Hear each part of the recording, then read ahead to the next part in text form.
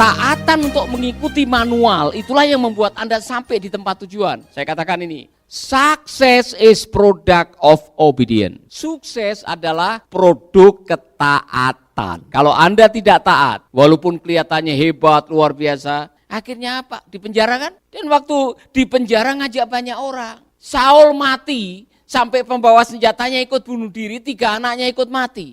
Ketidaktaatan Anda bisa membawa orang lain celaka. Waspadalah, ini contoh.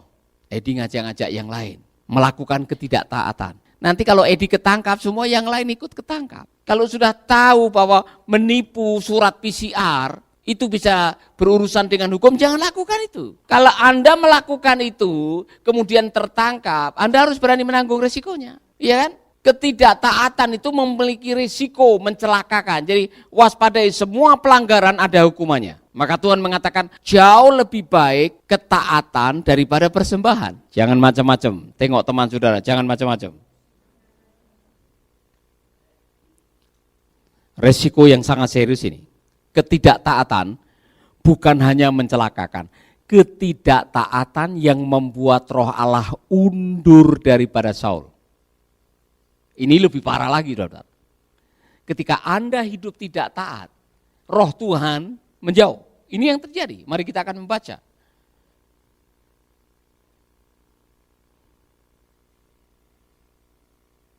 Satu Samuel 18. Mendengar itu, ayat yang ke-8.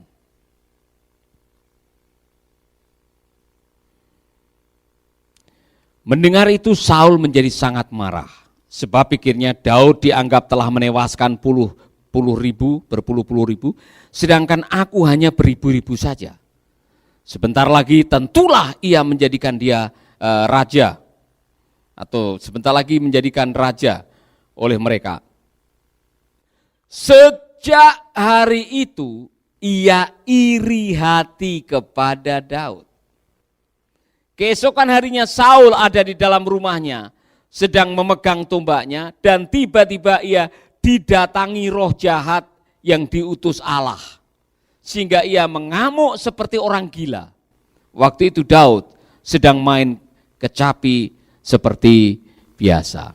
Ini peristiwa yang sangat aneh. Di dalam terjemahan saudara mungkin ada roh jahat. Tetapi yang terjadi adalah roh Allah sudah mundur. Gara-gara ketidaksetiaan itu, roh Allah urapan itu sudah tidak ada lagi. Allah sudah menyuruh Samuel untuk mengurapi Daud.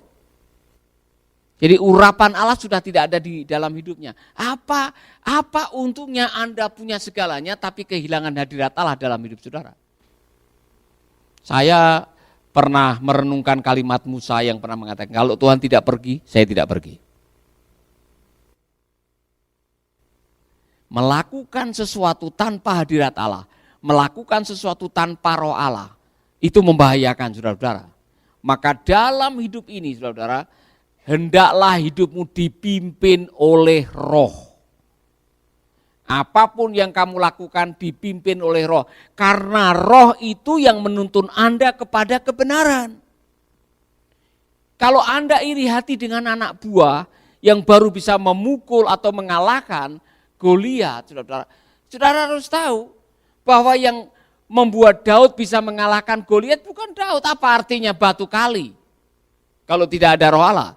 Yang membuat Daud menang atas Goliat karena roh Allah mengurapi Daud. Sekarang kalau saudara tanpa roh Allah kemudian sekarang ambil batu di kali sana.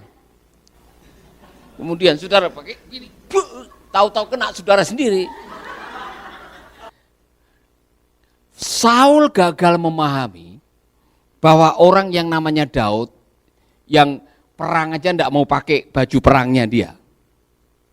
Saul sudah memfasilitasi pakai baju perang, pedang, ketopong. Daud bilang, saya tidak bisa.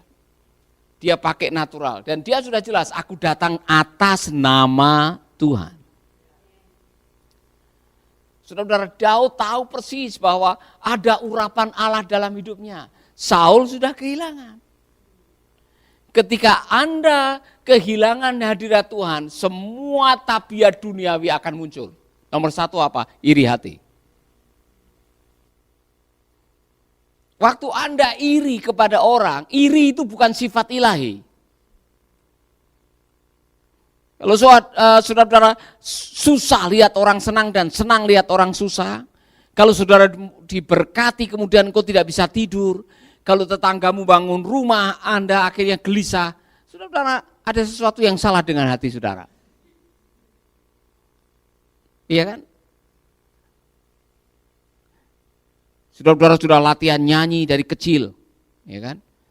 Tapi saudara belum pernah tampil, hanya paling di lingkungan RT. Tiba-tiba Farel Prayoga ini bisa diangkat nyanyi di istana. Kemudian saudara marah dengan Farel, saudara pasang fotonya tiap pagi ditusuki dengan pisau. Ada apa dengan Anda? Masing-masing orang sudah punya garis hidupnya. Kalau melihat orang lain berhasil, Daud bisa mengalahkan Goliat karena pertolongan Tuhan, Anda tidak perlu marah. Masing-masing orang sudah punya panggilannya.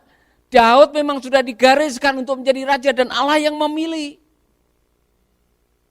Dan bahwa dia bisa berhasil membunuh Goliat itu hanya bagian daripada perjalanannya dia untuk mencapai ke puncak sebagai seorang. Semua sudah diatur oleh Tuhan. Jangan marah kalau ada orang berhasil, katakan kepada teman saudara. Saya mau kasih tahu nih untuk saudara-saudara yang pernah kerja dengan saya, bahkan pernah tamat dari sekolah SPPT. Saudara kan tahu kita diberkati oleh Tuhan. Bukan karena hal-hal yang lain. Kalau Pak Paulus kok bisa keliling dunia misalkan. Jangan ngomong ke sana kemari kalau Pak Paulus ini ambil foto-fotomu kemudian cari dana, dananya dimakan sendiri. Kemarin ada hamba Tuhan yang lapor, tamatan SPPT katanya ngomongin saya dengan dia. Saya bilang, Pak, saya sudah mengampuni dia. Nggak usah sebut namanya, ya kan? Tapi dia sebut namanya. Yang mana anak ini? Oh ya saya tahu. Tapi saudara kan rugi. Setelah saya tahu bahwa saudara ngomongin saya, ini ada berkat banyak, saya alihkan ke tempat yang lain. Iya kan? Nah ngapain saudara ngomongin saya belum tahu. Apakah ada berkat yang saya sisihkan, saya tilep, saya masukkan kantong? Tanyalah kepada bagian keuangan. Yang benar adalah kadang-kadang uang saya kepake, saya tidak minta lagi. Karena sudah lupa. Nggak, karena saya mau menabur juga. Jadi jangan sampai Anda iri kepada orang yang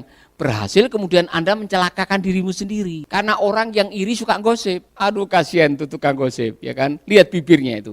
Makin hari makin tebal. Lidahnya makin panjang, hidungnya juga makin panjang kayak Pinocchio. Tiap hari bohong, tiap hari bohong, tiap hari bohong, ya kan? Coba perhatikan, bibirmu makin tebal enggak tiap hari? Ini sementara, yang kasihan adalah sementara dia yang ditinggalkan oleh Roh Allah, gampang gelisah, mudah marah. Yang satu yang diurapi hanya main kecapi, ya kan? Dia main kecapi, nyanyi haleluya, kan dia enggak tahu. Daud enggak tahu kalau Roh Allah sudah mundur dari Saul. Dia masih menghargai dia sebagai seorang raja. Tapi setiap kali Saul gelisah, hatinya gundah, mudah marah, dia main lagu, inilah yang ku renungkan.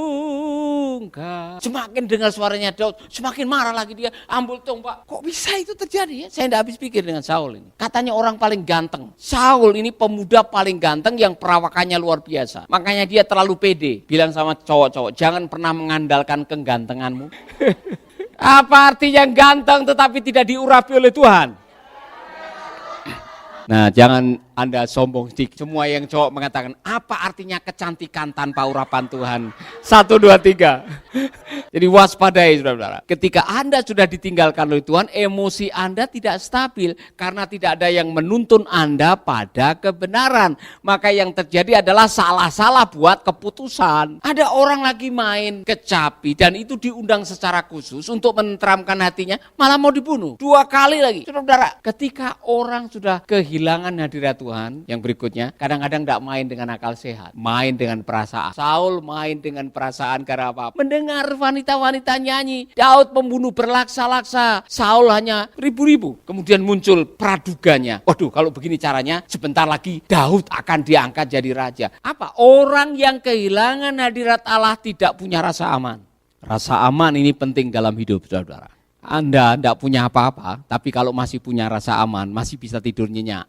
Saya ulangi lagi, Anda tak punya apa-apa, pulsa habis, HP diambil orang, ya kan? Tapi masih punya hadirat Tuhan, saudara masih bisa menyanyi semua baik. Masih bisa senyum, makan masih enak, tidur masih nyenyak. Daripada Anda punya segalanya, sekarang ada di penjara dan ada ancaman hukuman mati. Saudara, sekarang ini Anda terima ancaman hukuman mati, bisa tidur tidak? Kalau saudara dijatuhi hukuman mati, apa yang ada di benak saudara? Tiap hari apa yang ada? Menanti kematian. Suatu saat hidup saya akan berakhir. Bukan hanya itu, malunya bukan main. Karena tuduhan atau yang membuat Anda dijatuhi hukuman mati adalah ketidaktaatan. Sebelum saudara dijatuhi hukuman mati, Anda bunuh diri. Saul bunuh diri. Seorang raja yang gantengnya bukan main, bunuh diri. Dan ketiga anaknya ikut mati dalam perang. Mengakhiri dengan tidak baik. Maka tolong bangunlah rasa aman dalam hidup saudara. Saya mau katakan ini. Bagaimana Pak saya bisa tahu bahwa saya punya rasa aman? Kalau semua yang Anda miliki diambil oleh Tuhan, masih bisa senyum? Sahabat, Anda baru saja mendengarkan program Making Life Better. Hubungi kami di 0811 3901 144 atau 0811 3901 140. Mari dukung pelayanan Making Life Better melalui rekening BCA 66 900 30525. Sekali lagi, 66 900 30525 atas nama Paulus Wiratno. Terima kasih, Tuhan Yesus memberkati. Making life better, bikin hidup lebih baik.